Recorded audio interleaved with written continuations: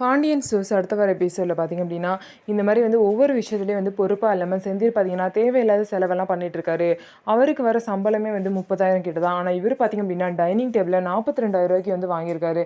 அது ஒரிஜினல் தேக்கெல்லாம் வாங்கியிருக்காரு. இந்த மாதிரி செலவெல்லாம் பண்ணவும் பார்த்திங்கன்னா, மீனாக்கு ரொம்பவே கோவம் வந்துடுது. வீட்டில் வந்து சமைக்காமல் சாப்பிடாம கூட கிளம்பி சீக்கிரமாகவே போயிடுறாங்க.